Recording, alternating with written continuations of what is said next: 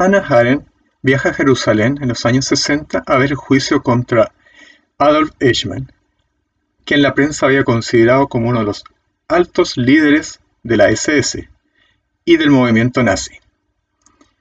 Hoy en este video en la Polis veremos los movimientos totalitarios, cómo se forman, en qué se basan, a qué llegan y sobre todo ver cómo podemos luchar contra ellos.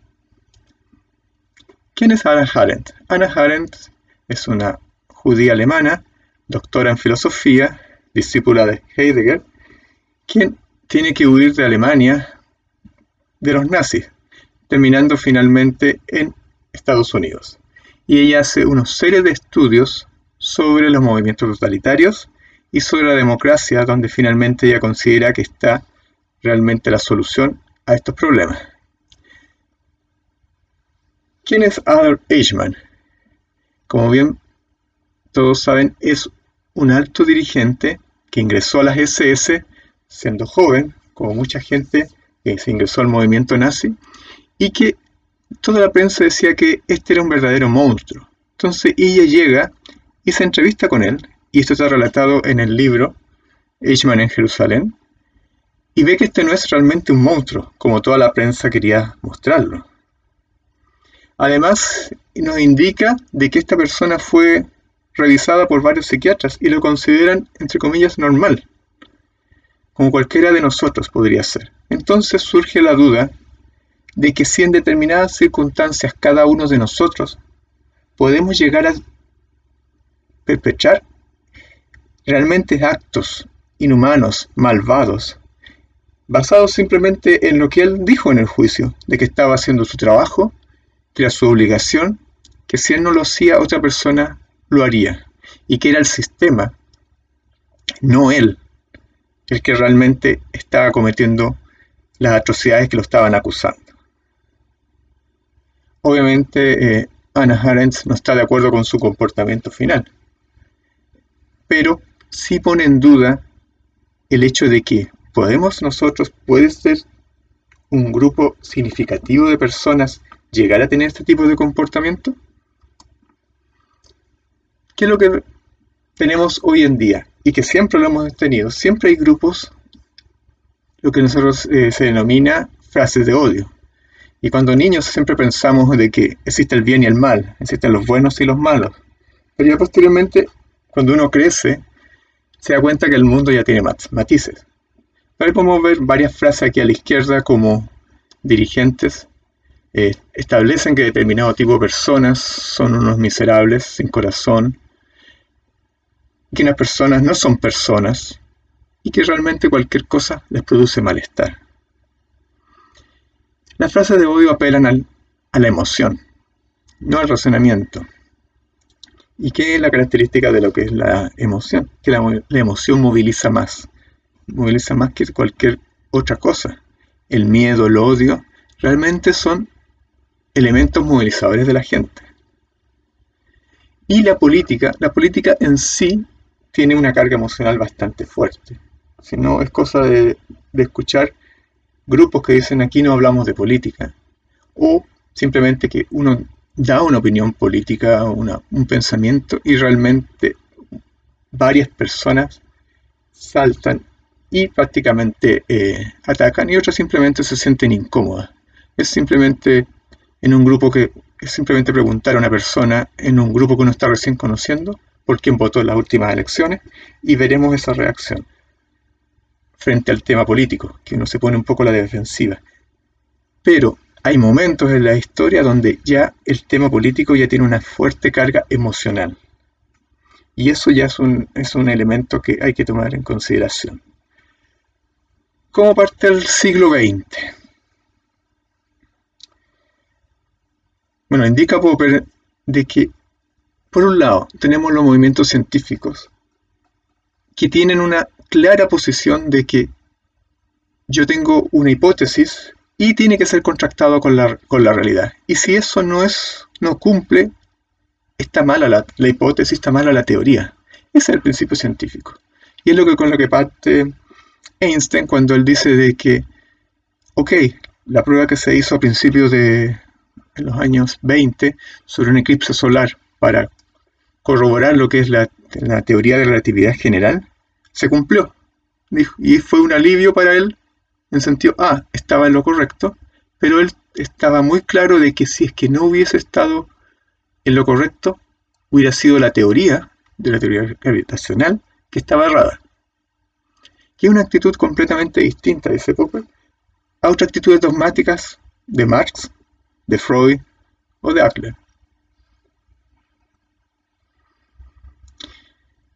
Pero hay otros pensamientos dentro del mismo siglo XX, por ejemplo, estoy haciendo este video desde Chile, de Humberto Maturana, que establece de que una persona como observador, investigador, tiene una cierta limitante para conocer la verdad. ¿Por qué? Porque uno mismo posee elementos de percepciones, lo cual hace de que el contacto con la realidad no sea directa, y por lo tanto establece él de que cada uno de nosotros es un elemento subjetivo, tiene una visión subjetiva a lo que es la realidad.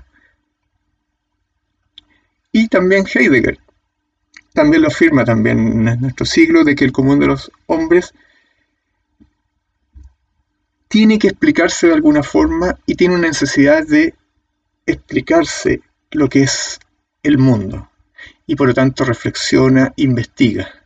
Entonces vemos que hay dos tipos de enfrentamiento en nuestro siglo, en el siglo pasado, de cómo enfrentar la verdad. Por un lado hay un dogmatismo y por otro lado hacemos postulaciones, vemos cómo se coteja con la realidad, vemos las limitantes que tenemos como observadores, vemos la necesidad del ser humano de encontrar sentido, entrar coherencia a lo que es el mundo. Entonces, es importante tener esa visión. ¿Para qué? Para ver lo que es el concepto de la verdad. ¿Por qué? Porque por un lado tenemos la fe, como bien dice Nietzsche, que es una creencia, que algo, y por otro lado es buscar lo que es la verdad. Y ahí es donde tenemos, dentro de la historia de la humanidad, siempre ha estado esta búsqueda. Y a veces la verdad se basa en la autoridad. Por ejemplo, en la Edad Media, donde vemos de que la autoridad es la iglesia dictaba lo que era lo correcto, lo que era, porque ellos tenían la palabra de Dios, y en que terminamos en situaciones como la Inquisición, en la cual son perseguidas todas aquellas personas que no postulan o simplemente que son sospechosas de no postular las ideas de la iglesia. Tenemos la verdad que también se basa en el principio de la verificabilidad, es decir, de que es correcto o no es correcto, que es el método científico. Entonces vemos hoy día que movimientos políticos también se declaran a sí mismos científicos, erradamente. También vemos el tema de una coherencia lógica. La verdad tiene que ser coherente. Y ahí también donde vemos movimientos políticos que establecen, y eso es súper importante para el tema totalitario, de que existe un mundo mejor, mundo inexistente, que al cual nosotros vamos a llegar. Y con eso se conoce el nombre de utopía en términos políticos. Hay movimientos utópicos.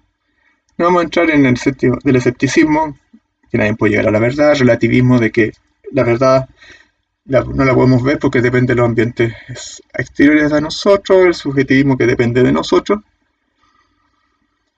sino que voy a enfocar más qué hace el dueño de la verdad. Si yo tengo la verdad, ¿qué hago? Mostrársela al mundo, obviamente. Y también voy a mencionar de pasada un concepto contradictorio, de que ¿no será que la única verdad absoluta es que no existe verdad absoluta? Vamos a tocar nuevamente el tema de la verdad un poquito más adelante. Uno de los principios, nuevamente volvemos a nuestra valiente mujer Hannah Arendt, sobre los dogmas totalitarios se basa en que el mundo está dividido en dos. Esos dos mundos son contrapuestos y que nosotros debemos y podemos luchar contra ellas. A la izquierda vemos una foto de la Inquisición española, donde están, entre comillas, salvando a ese hombre, haciéndolo confesar de que realmente está siendo poseído por el demonio. Tenemos ese mundo que alguien puede criticar y tenemos otro mundo maravilloso que no existe, que está a la izquierda, que es un mundo de justicia, de iluminada, de hombres buenos. Tomo esta frase de Hannah Arendt porque siempre se ha repetido. Siempre hay una ficción central en esta premisa de que existen dos mundos, que hay una conspiración de los judíos. Vivió Hannah Arendt en su tiempo con los nazis. De los trotskistas. Lo vimos, Stalin ocupó ese en su momento, si no pregúntale a Trotsky cuando fue perseguido hasta México. O de las 300 familias. Nombro eso de las 300 familias porque en mi país se habla de las 7 familias. Hannah Arendt escribió hace bastante tiempo este libro.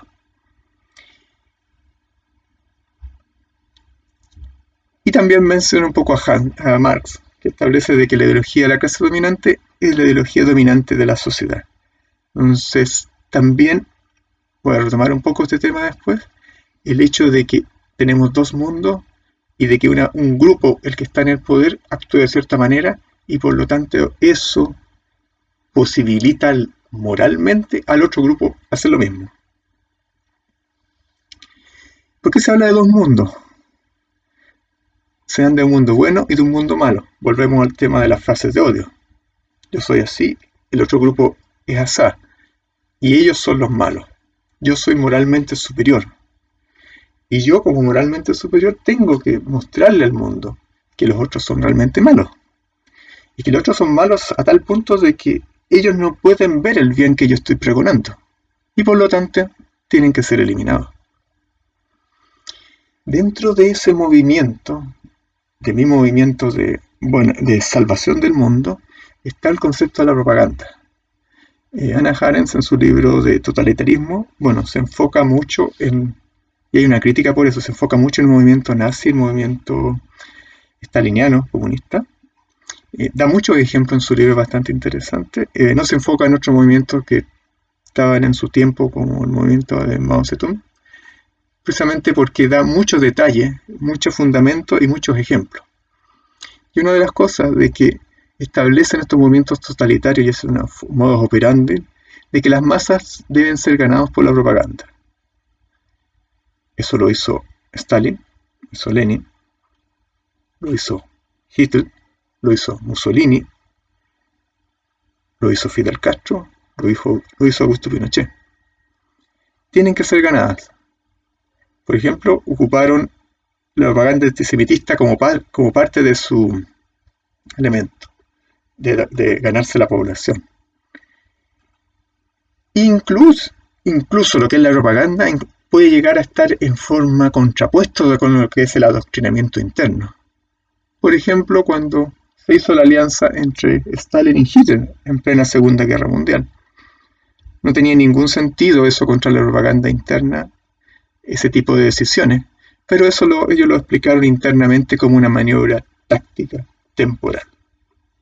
O como dijo Lenin en un momento, a veces es necesario retroceder un paso para avanzar dos.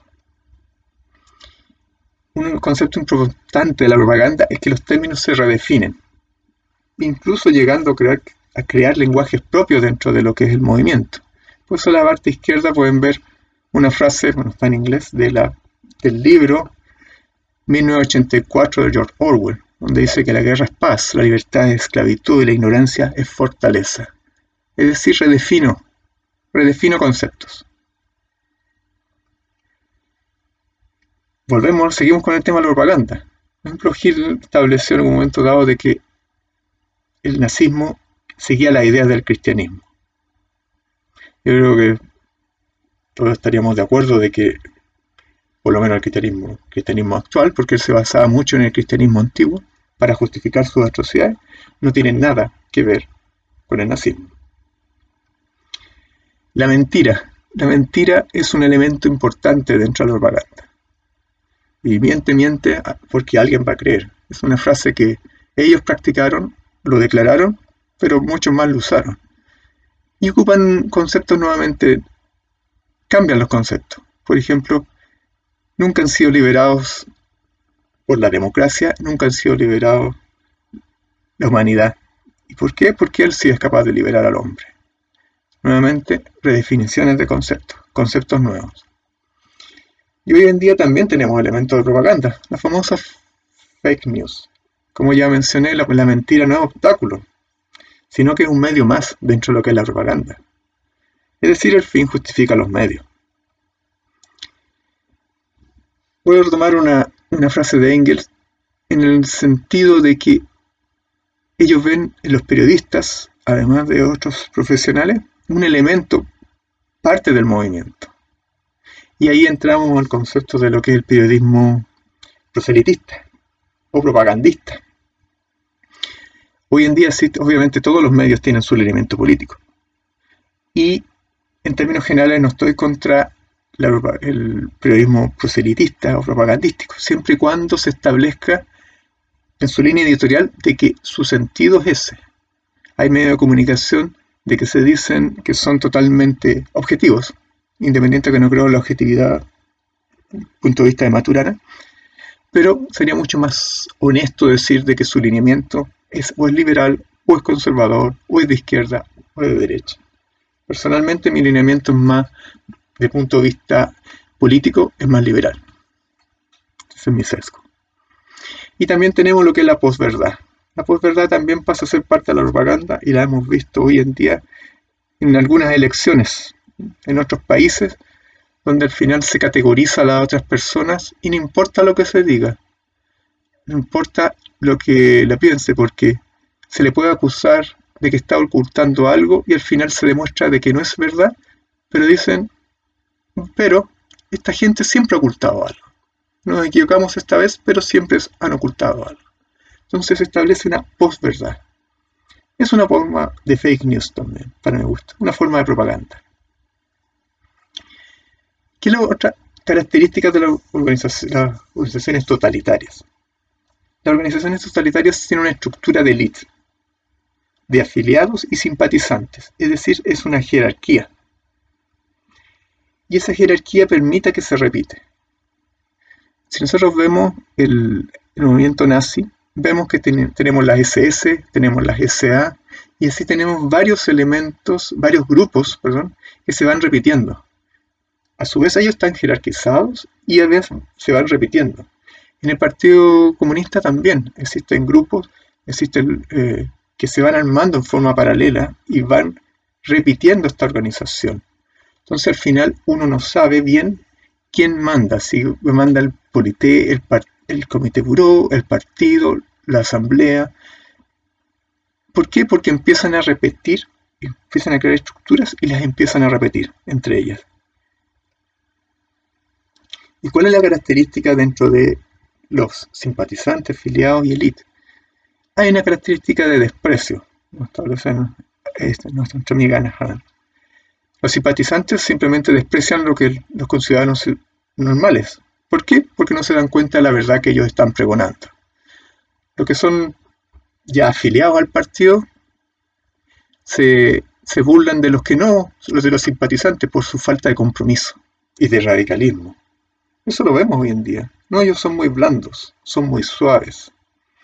Y después las élites desprecian a los que son miembros a los que son afiliados al partido, al grupo, y posteriormente la élite de la élite también desprecian a los anteriores. Hay una serie de cadenas de desprecio, unos sobre los otros.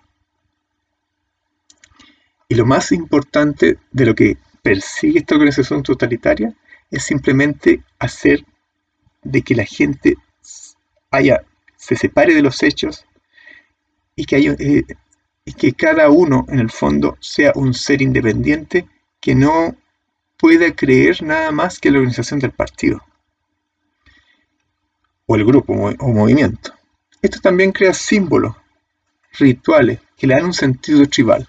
Eso es muy fuerte en el movimiento fascista de italianos, Mussolini, donde prácticamente renacieron todos los símbolos de lo que fue el movimiento, de lo que fue la República Romana, Italia. Mussolini se considera heredero de toda la tradición romana. Hay un culto al líder carismático. Siempre el líder es un ser muy carismático, muy querido. Corea del Norte es un claro ejemplo del día de hoy. He leído algunos libros que establecían de que en Alemania todo el mundo adoraba a Hitler. Bueno, era fácil que todo el mundo adorara a Hitler porque el que no lo adoraba sufría las penas del infierno. Así que era necesario declararlo de esa forma.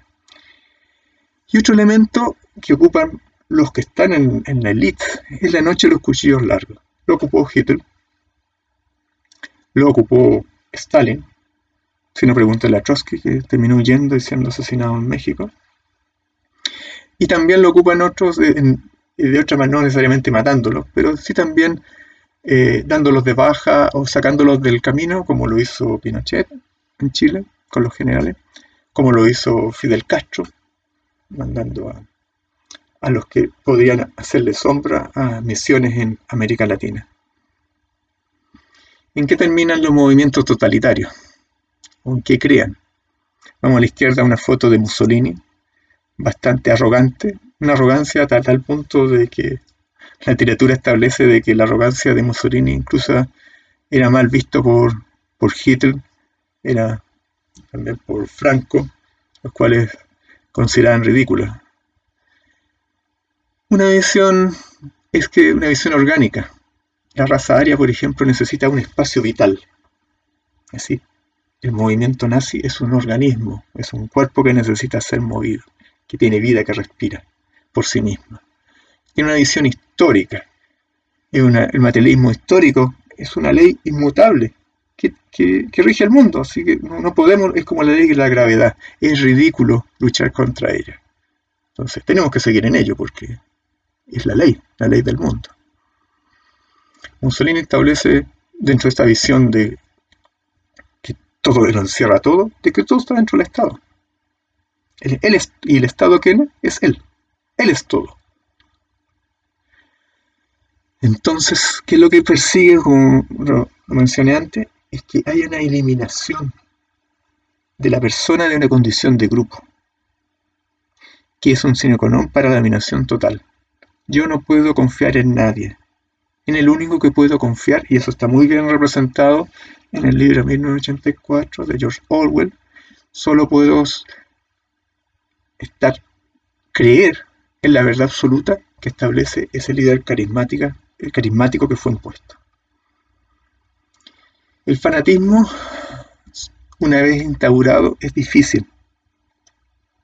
Es difícil de lidiar con. Por eso hay que ir pensando e identificándolo antes.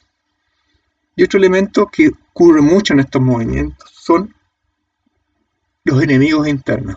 Incluso ellos, los movimientos totalitarios, internamente se eliminan entre sí, eliminan cualquier sombra, cualquier idea que esté en contra de lo que dictamine una persona. Y esa persona pasa a ser el líder. Es más, en los inicios del movimiento nazi, Hitler era uno de los grandes líderes, no era el único. Pasa de que él hizo algunos movimientos, lo cual permitió eliminar a los otros, entre otros, la noche de los cuchillos largos. Pero es parte de ellos, es parte de la eliminación de la solidaridad como grupo. Incluso ellos internamente siempre están con el miedo, el temor de ser acusados de que son enemigos y por lo tanto sufrir las consecuencias, posiblemente la muerte. ¿Cómo luchamos contra ello? Bueno, Hannah Arendt, como muestra a la izquierda, establece de que los movimientos totalitarios viven en democracia. ¿Pueden vivir? Sí. Pueden vivir, no hay discusión de ello. El tema de que ellos usan y abusan de las libertades democráticas, ¿para qué? Para esparcir su idea. La idea no es eliminarla.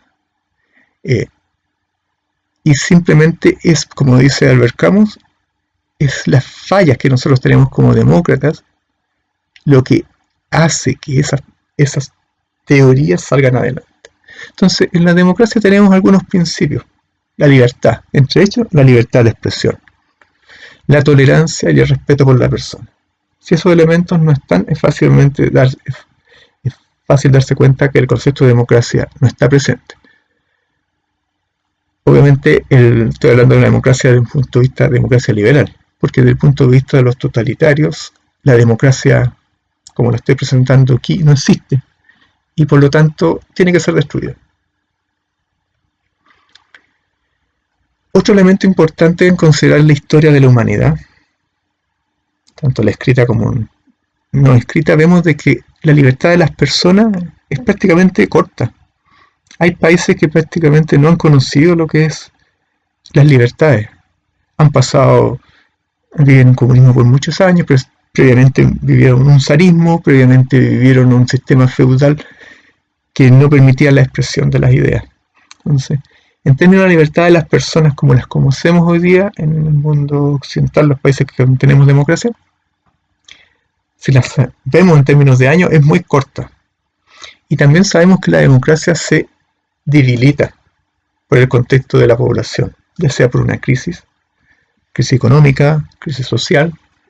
Es muy fácil debilitar, aumentar el descontento, y lo cual eso implica la evitación de la democracia si se reúnen ciertas condiciones. Y por eso se establece que la democracia puede y debe usar sus propias herramientas, que son democráticas. Eso es sumamente importante.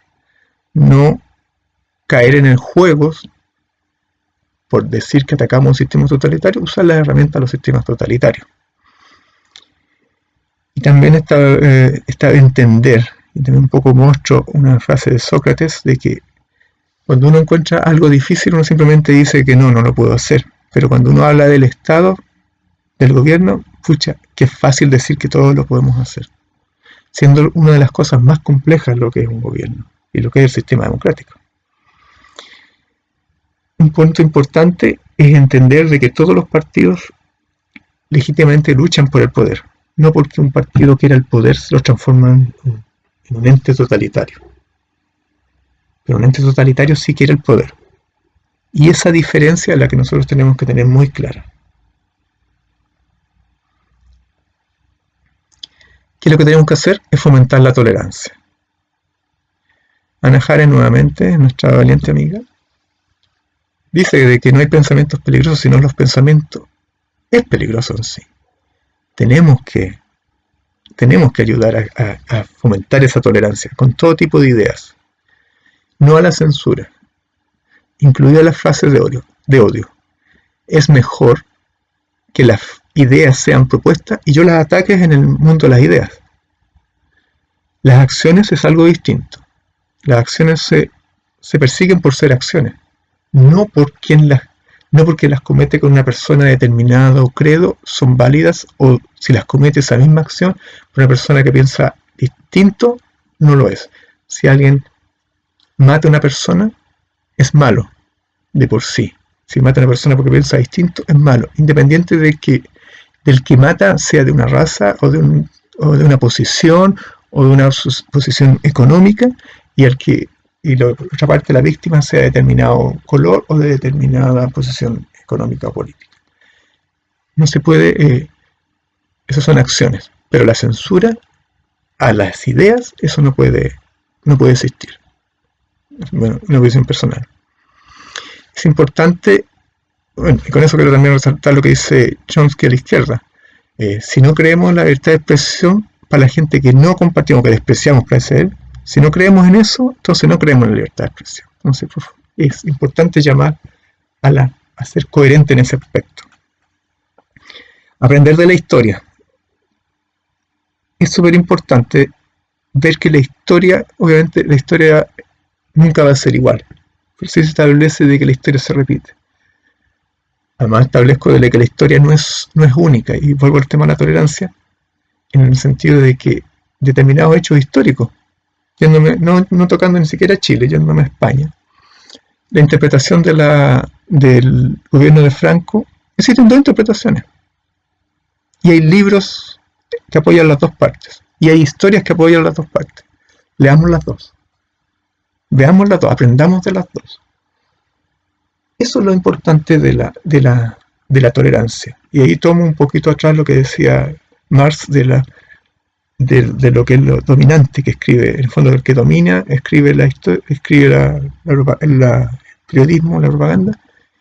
No, debería haber más. Cuando tenemos tolerancia, cuando vemos distintas interpretaciones de la historia, ya no hay una verdad única, y uno puede remontar a eso.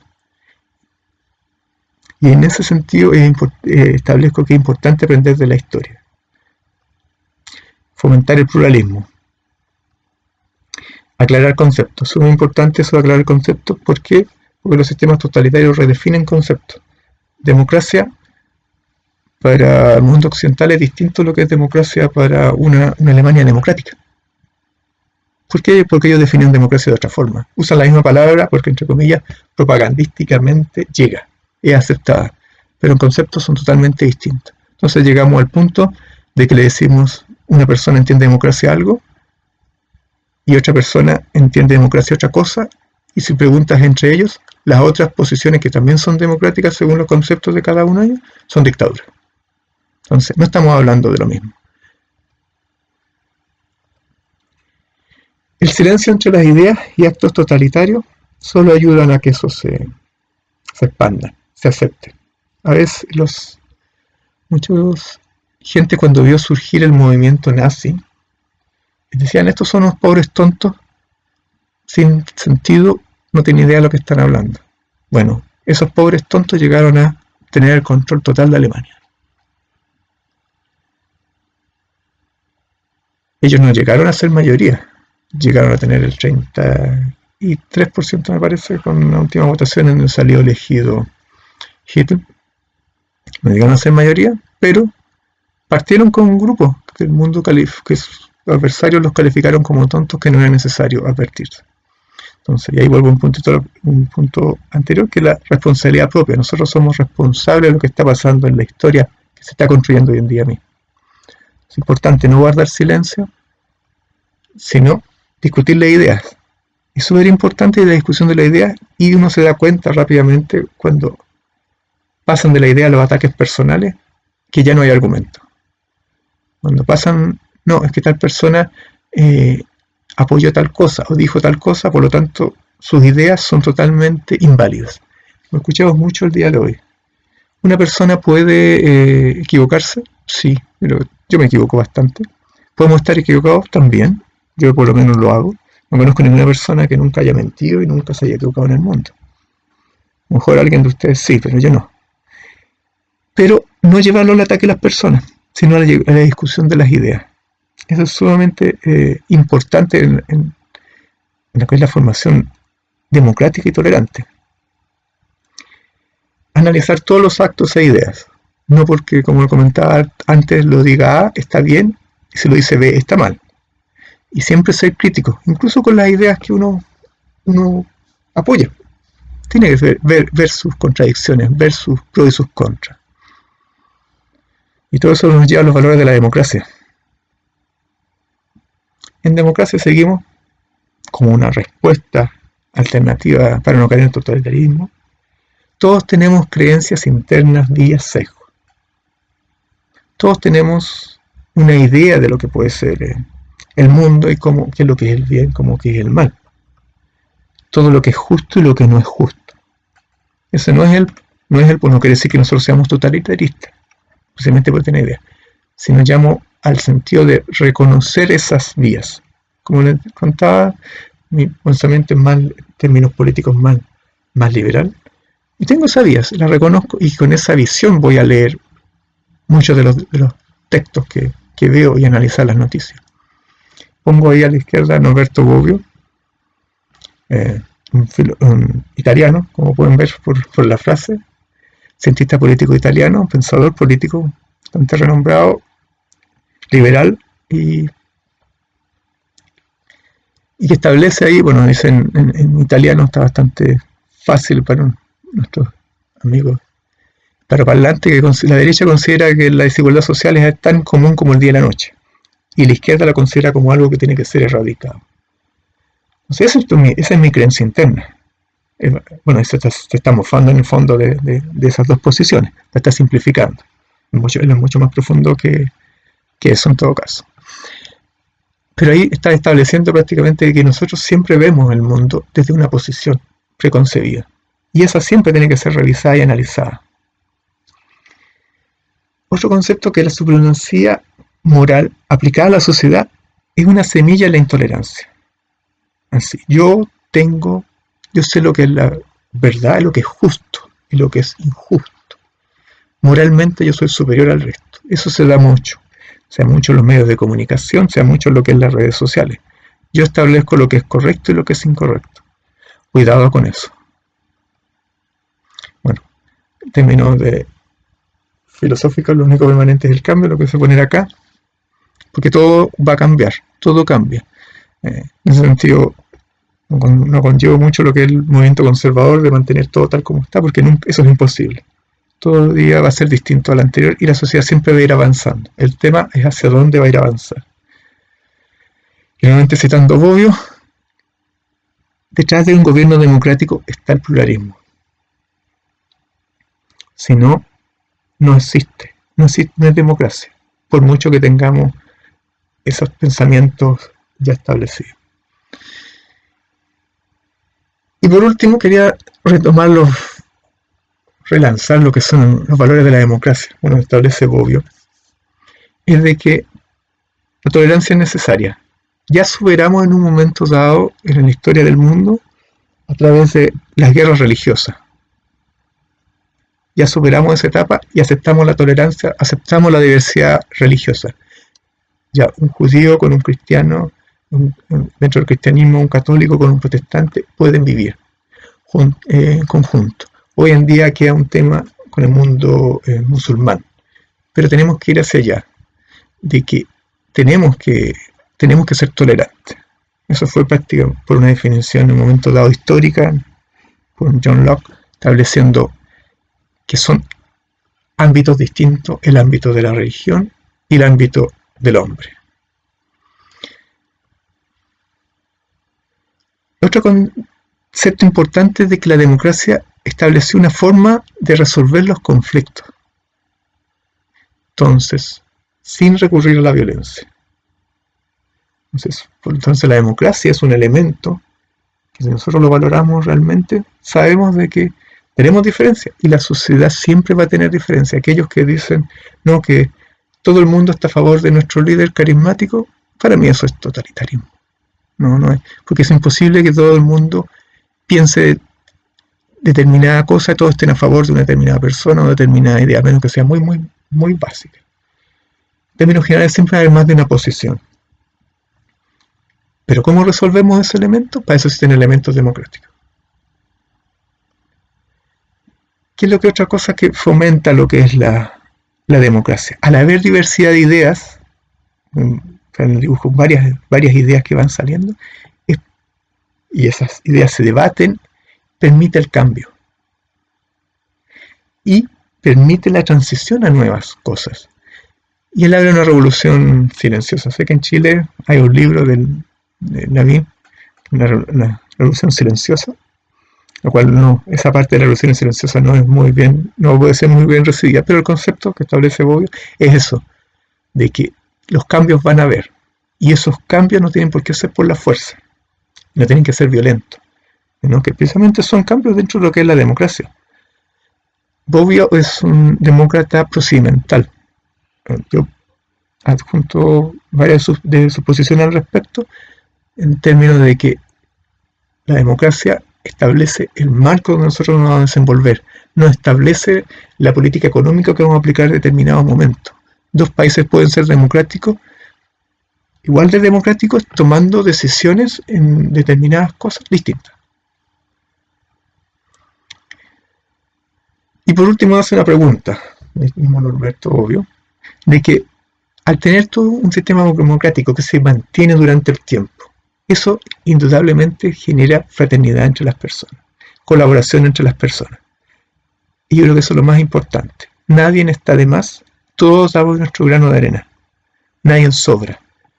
Hay gente que piensa distinto, sí, hay gente que incluso, la gente que en democracia no cree en la democracia, incluso es bienvenida. Y cerrando, busquen por ustedes mismos. Gracias por haber escuchado este video, si han llegado a esta altura, me imagino que les ha gustado. No crean todo lo que leas. Pongo aquí una foto de Abraham Lincoln. Sí, Abraham Lincoln, por supuesto, nos dijo esa frase para lo que no me spoileen por ahí de que estoy mintiendo.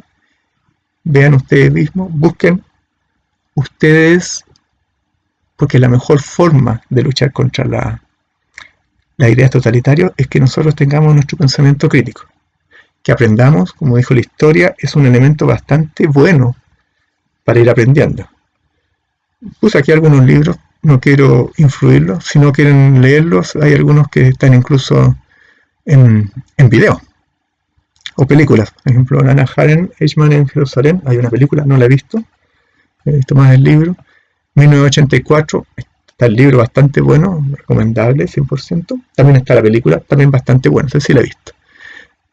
Otro libro de George Orwell, La granja de los animales, también establece, particularmente La granja de los animales fue censurado. Bueno, no quiero spoiler el libro, pero porque los cerdos, que el principal movimiento que está en contra de la opresión, eran cerdos. Entonces podía ser mal interpretado. Boyer tiene varios libros, pero quizá un libro interesante de leer, El futuro de la democracia. Popper también tiene varios libros interesantes de leer. Nombro Paul Johnson porque establece, en tiempos modernos, establece la historia del siglo XX. Y parte un poquito de lo que dice Popper que puse en la presentación.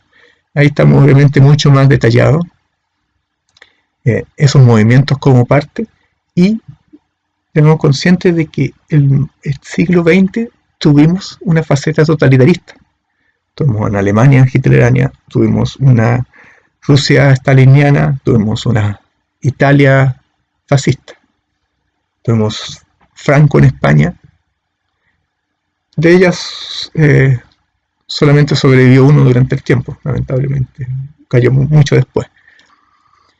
El origen del totalitarismo también son frases que están un poco mencionadas, ideas que están mencionadas de Hannah Arendt, tiene muchos otros libros, y es una gran escritora, doctora, que escribió bastante sobre totalitarismo, tiene bastantes libros, y también puse el manifiesto comunista, ¿no? ¿Por qué lo puse? Porque igual tenemos que leer y saber, no lo he leído últimamente, ¿no? Pero igual tenemos que leer y saber lo que piensan las otras posiciones, no solamente las que volvemos al sesgo, no solamente irme a los que yo comparto, o los que yo creo, o los que a mí me gustan, o con los cuales yo me siento identificado, sino que tengo que también ver con los cuales no me gustan, no me siento identificado, y hasta puedo decir que me desagrada. ¿Por qué? Porque tengo que aprender. Gracias a todos y nos vemos en el próximo video.